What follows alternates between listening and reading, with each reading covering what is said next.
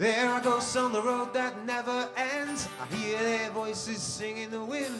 Welcome them in like long lost friends. Walking the old straight tracks, deep in the ground where the shadows are cast. We walk a straight line down the old straight tracks. Feel the wind against our backs. The old straight track back home. Keep on walking down the old straight track. Keep on walking down the old straight track. Keep on walking down the old straight track back home. Walking back home. Hello, welcome to The Witch in the Woods. Today we're going to talk about ley lines, those mysterious earth energies that cross the planet, and which many people say are used for magic or have been renowned as places of seeing fairy beings or otherworld beings, or even aliens. So ley lines have come a long way since the term was first coined, around about the 1920s, and some of the theories are even way out there and a bit wacky. A lot of them seem to be based on UPG. So there's a lot of distrust and doubt and controversy when it comes to talking about ley lines. So let's discuss what ley lines could be and some of the facts and information that brought us to this point, and where we have taken them in the last 20 or 30 years, really, because the science of geomancy has grown quite a lot. So it's something that fascinates many people. It's something that we instinctively know, I think, and something that we find very intriguing. It's a great mystery. We're walking the land, walking the earth, walking the land between death and birth, through the grave cave and the womb tomb, walking the land alive, where I do not want to admit defeat. Give me grass and mud before an asphalt street, feel the earth beneath my feet, walking the old straight tracks, in the heat of the summer when the sky is big.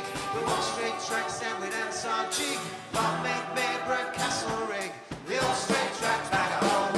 What exactly are these earth energies? And I think a lot of it is raised by the idea of, well, what were our prehistoric ancestors doing, building such sacred sites and stone circles with such vast alignments over many, many, many miles. So starting at the beginning, the term ley line was coined by Alfred Watkins in his book, I think it was 1924, called The Old Straight Track. And Watkins was a photographer, and he went out a lot into the land. He walked a lot of the land in his home area, which I can't remember, somewhere south. And of course there's a lot of ancient sites down there. And what he was noticing one day was that he could look across the landscape and he could see alignments over many, many miles, and it suddenly became clear to him that these alignments were actually sites that went from place to place following a straight line. And he put this down to old prehistoric trackways. Now this is fair enough, but the thing about these old prehistoric trackways is they run straight as a die for miles and miles and miles, and we wonder how the hell this could be possible to people who we consider quite primitive and barbaric. And so it's things like, how can you draw a straight line between 2 points that you cannot actually see if you are not looking at them from a higher perspective or with some modern technology or some unknown technology to ourselves? And this, of course, is a great mystery. So there are many answers have been suggested, but I don't think we have any definitive answer. So Watkins could see these tracks in the landscape, and he could see things like stone circles that were aligned with churches, that were aligned with man-made notches on hills.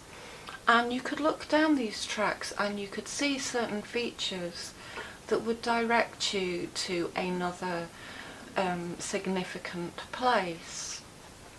Now, things like man-made notches in hills are obviously quite a lot of work, so we wonder why these things were made. The obvious answer is that they are lines of sight, and them being along trackways would indicate that they are some kind of ancient map that can tell our primitive ancestors which direction to head in. Now, along these trackways were often churches, and these churches, although medieval, were probably built along much more ancient holy sites, sacred places. They also are lined up with stone circles, and although many of them are not exactly true on that line, they do sort of pass by greater monuments. So when I say they lined up, they're not always dead on the ley line. They seem to be within a mile of this particular path. Now, in my own land, in my own landscape, I can see that we have one of these ancient trackways that runs from Minninglow, which is a Neolithic burial place on a hillside, and they quite often run from hill to hill to hill. And there is a straight track that runs from there some, I think it's 8 miles, to Arbor. And it runs alongside, not Arbor itself, but a burial mound, Gib Hill, which is next to Arbor. And then it carries on again for miles and miles and miles. And if you look on a map, you can see this alignment, and it is dead straight. You can almost draw a line without much deviation on it. So how on earth could they create a straight path that ran, well, 20 miles or even more? This, we don't really have an answer to it. It's quite fascinating. But along these trackways are very significant ancient monuments, and these monuments, it's been suggested, would declare kinship and territory and ownership of the land. And so that if you travelled along these trackways as a prehistoric ancient ancestor, you could orientate yourself by specific monuments, by specific sites, and you would know when you were entering somebody else's territory. Ownership of the land was very often based on barrow mounds and burials and the ancestors dwelling there. So this is the ultimate in ownership of the land. If your family is buried there, then you can say, this is our land, this is our territory. Now, the strange thing is that many of these sites do line up all over the country, all over the planet. Where I'm talking about, again, around Nine Ladies, you can follow significant straight lines that go from ancient monuments to ancient habitation places, such as this one that goes through Nine Ladies. On the outlying edge of Nine Ladies there is a fiddler stone, it's called, and it is a single stone. And if you play around on Google Maps, you can line up the centre of the circle through the fiddler stone, and it will run straight as a die, and you can kind of line it up to Daltor, which is a mile away. Then overland you can end up at Ninestone Close. You can also end up at Robin Hood Stride, which I think is a more true alignment than heading towards Ninestone Close, the stone circle. So I think Robin Hood's stride is a direct alignment from the centre of the circle through the fiddler's stone all the way for miles to an ancient habitation. There are many other alignments that you can see across the land.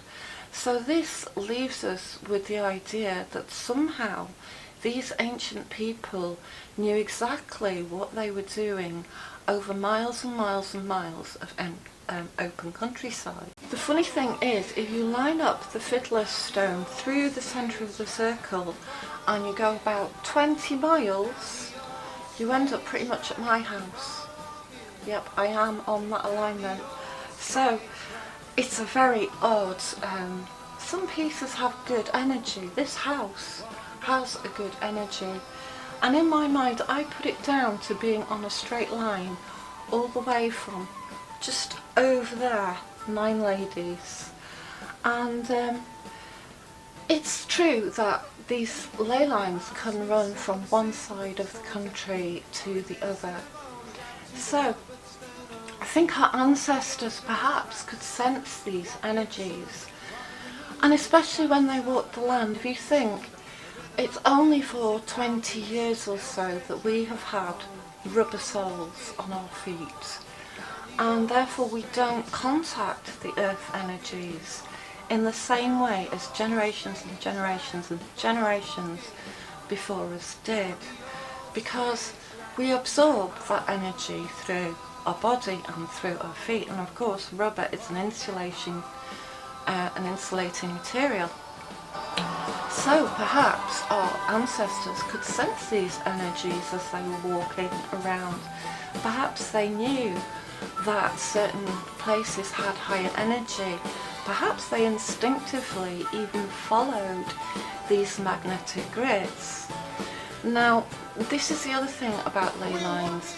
Our Earth has a magnetic iron core, and as we know, energy is everything that exists. The opposite side of energy is magnetism, and if you line up iron filings, a magnet will line them all up in the same way. So there's some kind of entrainment that goes along with electricity and magnetism, and this cannot be denied. So those who don't really believe in these kind of New Age theories, they've really cut themselves off from the idea that we are surrounded by energy. I can understand why it seems a little abstract to them, because a lot of things have been said that are just hard to swallow sometimes. And so really some places may have had better energies about them than others, and also these magnetic energies may be drawn towards certain groups of people and where people gather. And this is another suggestion too, is that a great group of people worshipping in one space may actually draw energy to that place. So there are a few theories.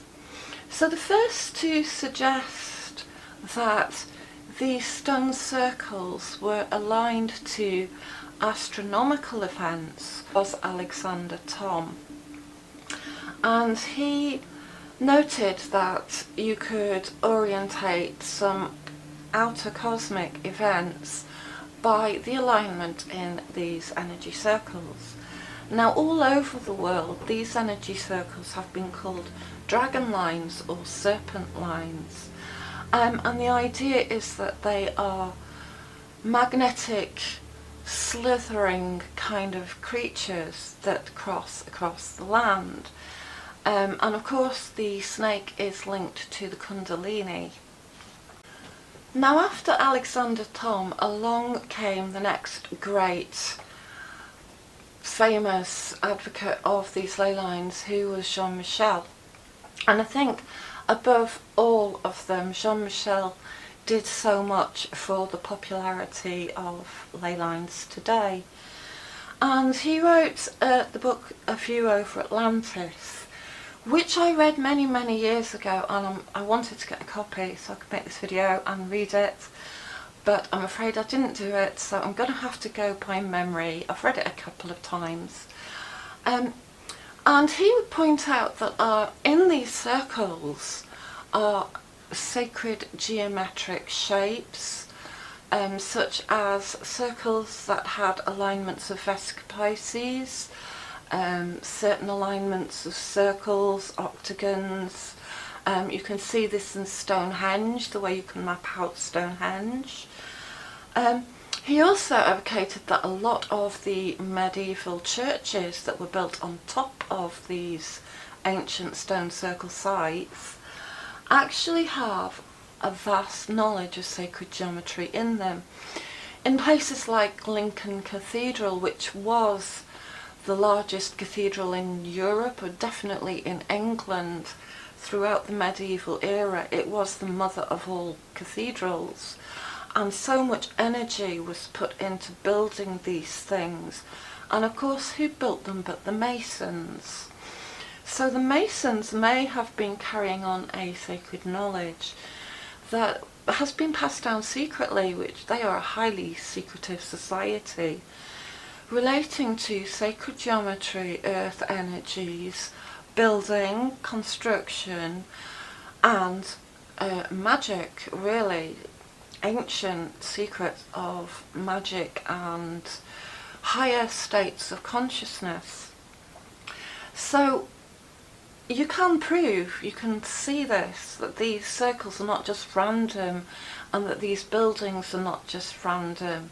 The Vesica Pisces is a very sacred symbol, and it appears so often. And of course it's the joining of two opposite circles to create a third. It's the symbol of the divine feminine as well, as it's shaped as a vulva. It also symbolises union to create the sacred child. So you can see this in, I think it's Chartres Cathedral. You can see this at the well under Glastonbury Tor. You can see this symbol has been used sacredly in many instances, and very often used by adepts and those who have been initiated into secret societies. So anyway, another funny thing about these sacred tracks is that many of them were used throughout the medieval period as sacred pilgrimage routes. So the idea is that you can create some kind of transformation in your psyche, in your life, by walking one of these tracks, and they would travel from church to church to church to end up at some sacred site. And the whole act of journeying along this path was said to cleanse and purify and bring you a higher state of consciousness.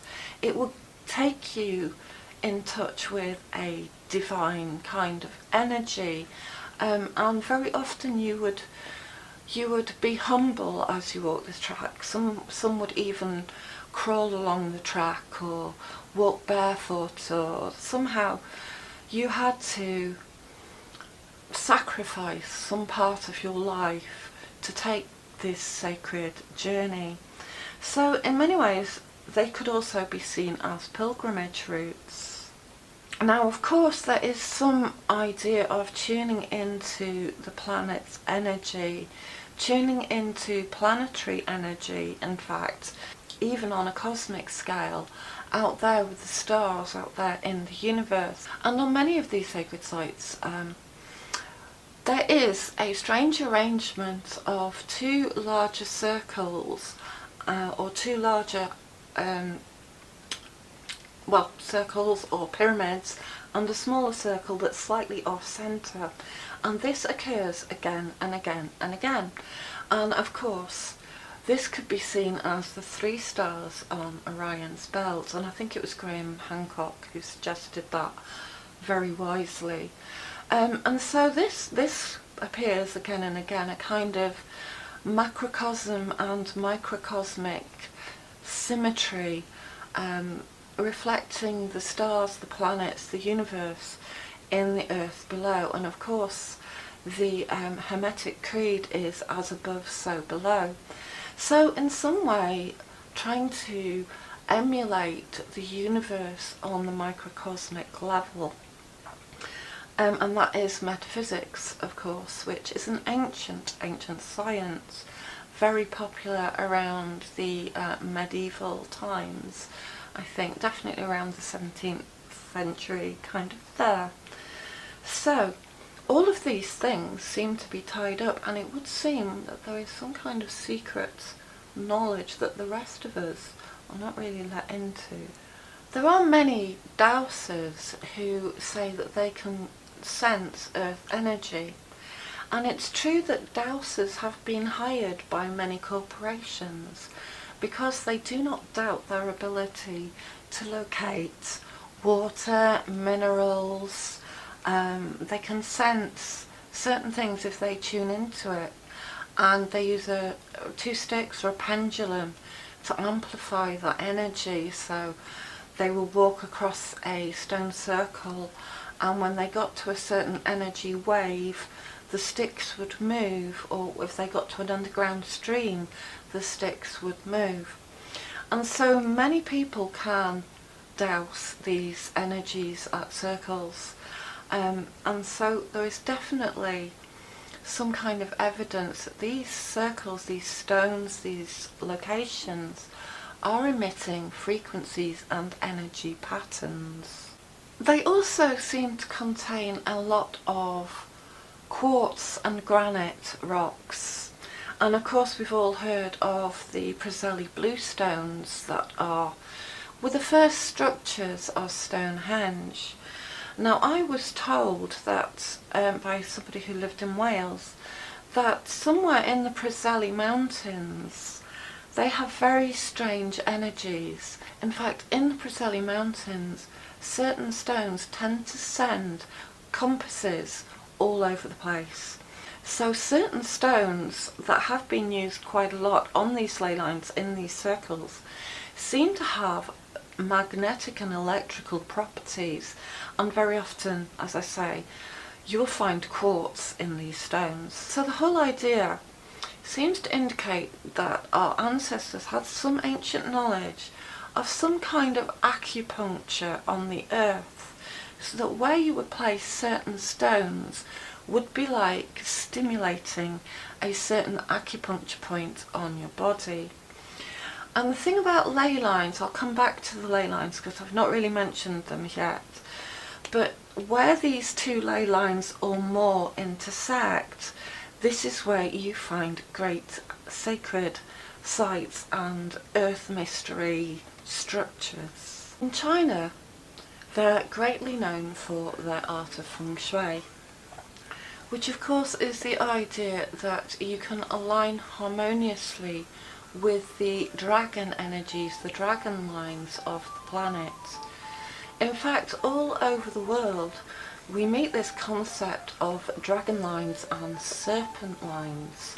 We can see this in various places, such as at Dragon Hill, at the Avebury complex, which is drawn out like a dragon, and we can even see this on the pyramids of Teotihuacan, where the serpent crawls down the stairs at the spring equinox, or at the equinoxes.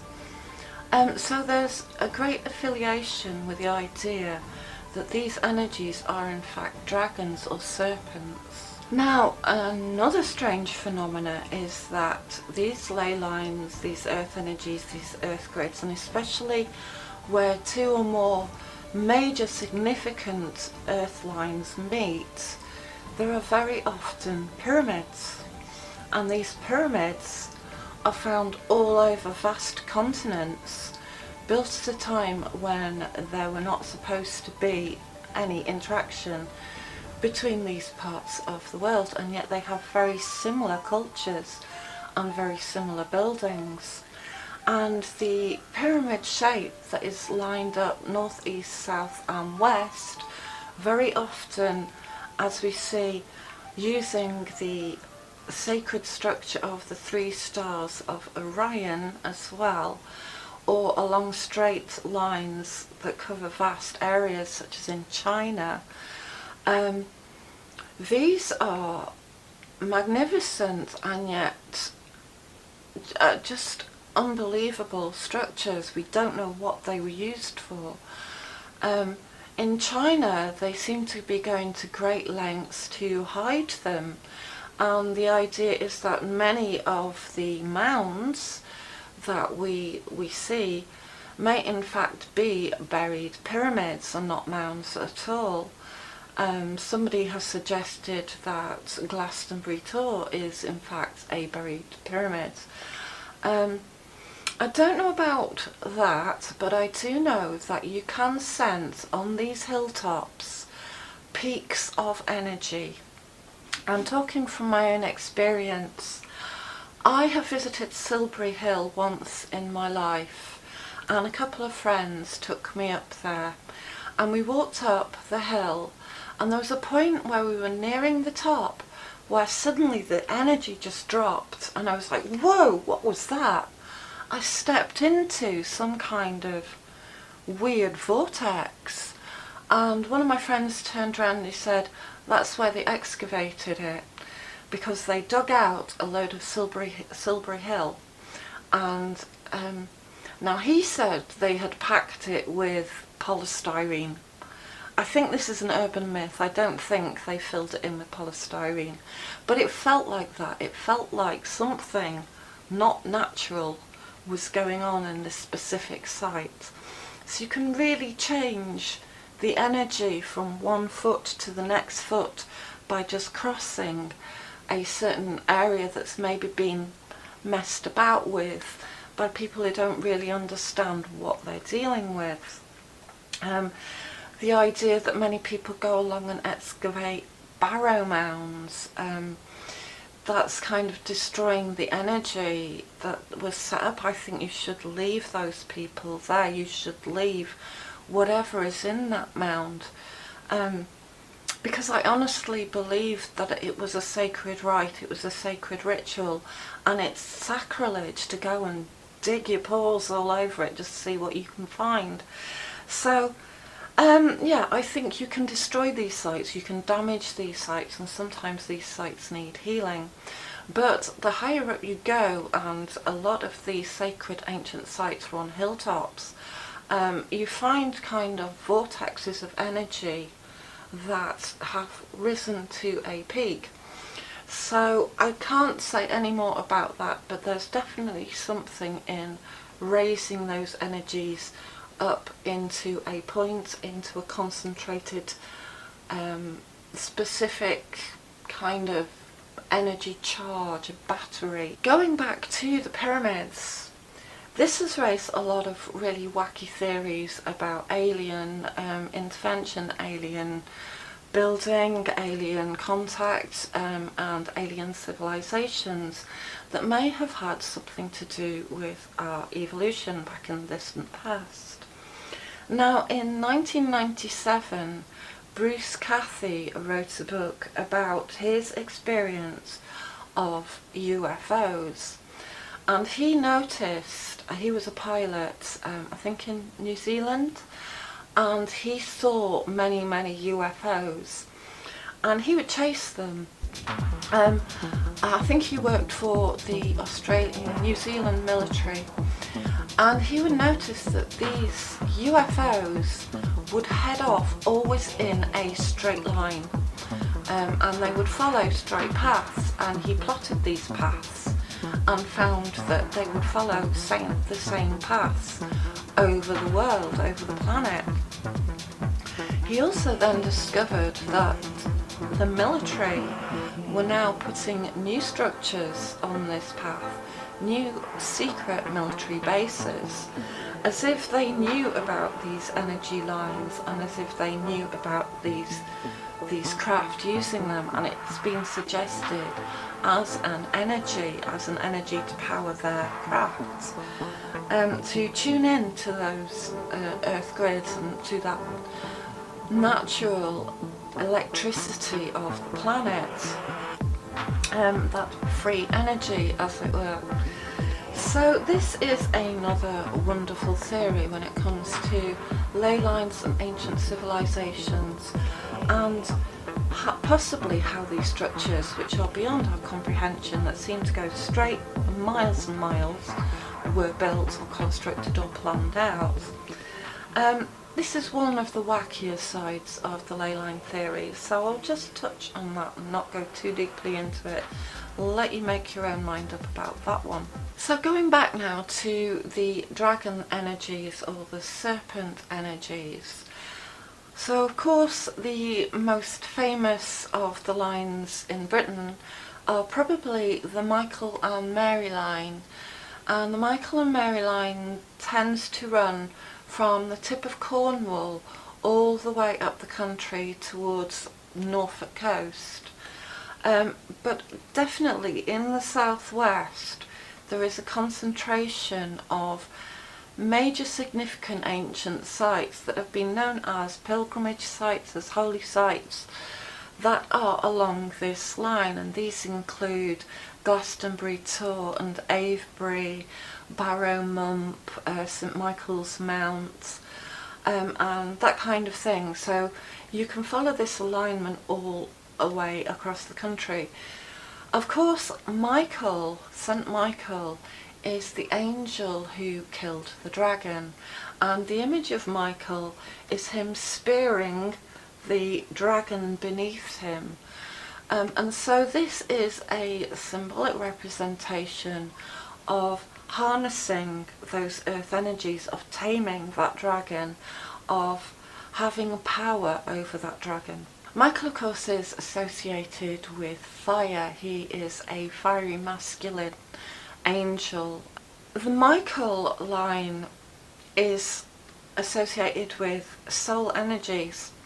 In fact, any church that is called St Michael's is usually on a very powerful spot. You will not find a St Michael's church anywhere but it being a very big and very important church. So if you know any St Michael's church, the chances are you're on a ley line, you're on a very powerful place. Then again, there is the Mary line, and this is a lunar line.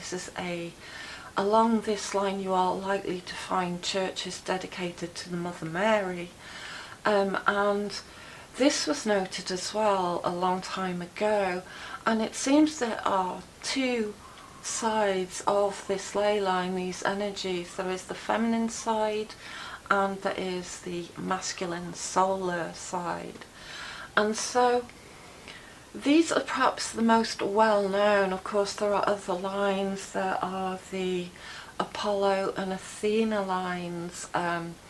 There is the Belinus line, and the Belinus line runs from the top of the country to the bottom of the country. It's called the Spine of Albion, and you can read about this in a book written by Gary Bilcliffe of the same name, and all his fascinating discoveries about what lies along this line. And so there is so much conjecture that it seems wrong to dismiss it, because these many significant points come up again and again and again. One of them is that sacred sites are very often called the navel of the world in their various countries. Along the Belinus line you will find a site called Medan or Median, or the middle point, and it does mark the geographical centre of England. And so there is some vast geometrical earth knowledge that seems to have been put here long ago that we have forgotten. And so perhaps their knowledge of mapping, their knowledge of the world, their knowledge of the countries was greater than we know. And of course, going back to the pyramids in Egypt, the sacred geometry involved there encompasses the circumference of the earth in the measurements, and so again it's the very centre of Europe, I think. All if you put all the land masses together, the centre point would be the pyramids in Egypt. Yet again, a knowledge of the planet that we supposedly did not have any idea about in those long gone days. And so, yeah, the Michel line, it runs from the tip of Cornwall, from a place, I can't remember, Cairnbrea. And many people think it starts at St Michael's Mount, but it actually starts right on the tip of Cornwall.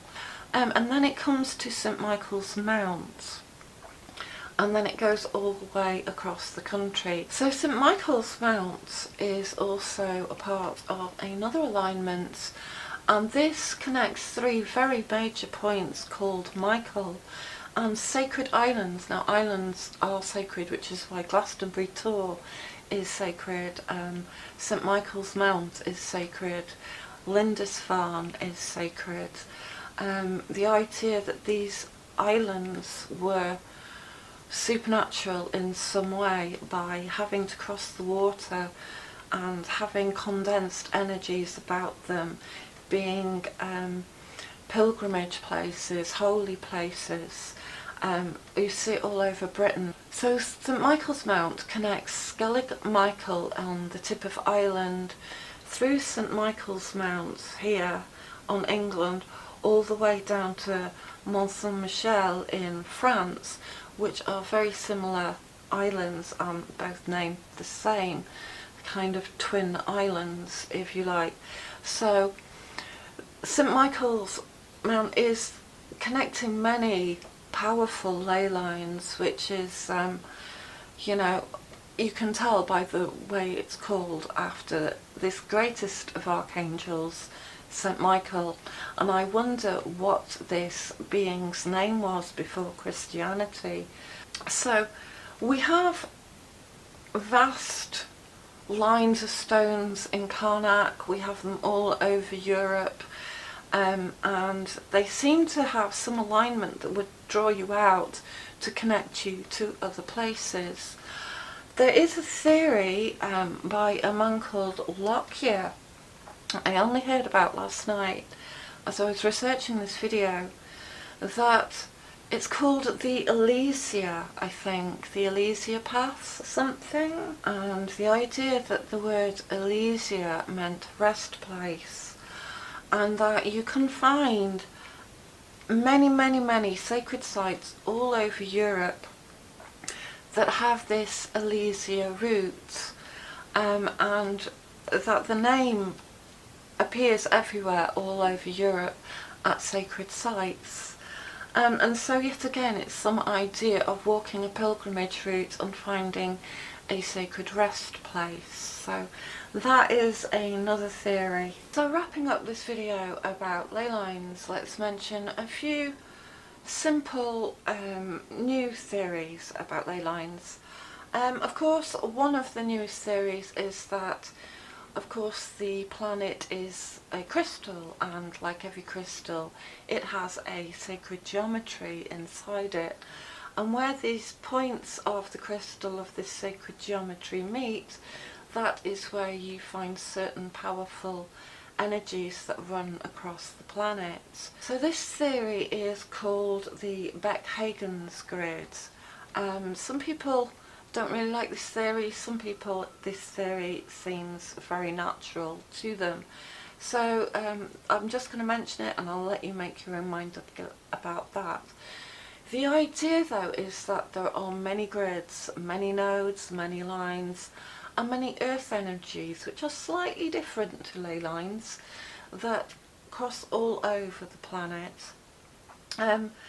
There is the idea that there are the Hartmann-Curry grids, which are much smaller grids that are around places. I don't really know much about the Hartmann-Curry grids, I've got to admit. I think they are small lines that encompass energies that radiate out from stone circles. Many people say they can tune into Hartmann-Curry grids. I think there's also some discussion about Hartmann-Curry grids affecting your home. And of course ley lines can affect your home. If your home is running on a ley line, it could have an adverse effect, it could have a beneficial effect. Now, something about these ley lines and these ancient stone circles is that they have often been associated with otherworldly beings and with fairy beings. There is the lovely story at the local stone circle, 9 Stone Close in Derbyshire, how a workman found a fairy pipe there, and he picked up this pipe and smoked whatever was in it, and he laid it back against the stones, and all around him he could suddenly see the fairies. So of course there is many legends of seeing the fairies, seeing fairy lights, seeing will-o'-the-wisps around these sacred monuments. Again, in our modern world we tend to say there's also the theory that we can see alien sightings, you see UFOs, and these appear on these certain sites as well. So somehow there is a way of tuning into otherworldly energies, and this is the fascinating mystery. We don't know what our ancestors were doing, what vast and complicated scientific and geographical and geomantic knowledge they had, that they seemed to undoubtedly be incorporating into this vast network of sacred and ancient sites that were linked all over the planet. So really there's no definitive answer, and that's why we love them. That's why we love this mystery. So if you can give me an answer, please do write it in the comments box below. Thank you for listening. I hope you found this enjoyable and some use, and just a little bit of a mind bender, and yeah, I hope to speak to you all again soon. Cheers, bye. There are ghosts on the road that never ends. I hear their voices sing in the wind, welcome them in like long lost friends, walking the old straight tracks, deep in the ground where the shadows are cast. We walk a straight line down the old straight tracks, feel the wind against our backs. The old straight track back home, keep on walking down the old straight track.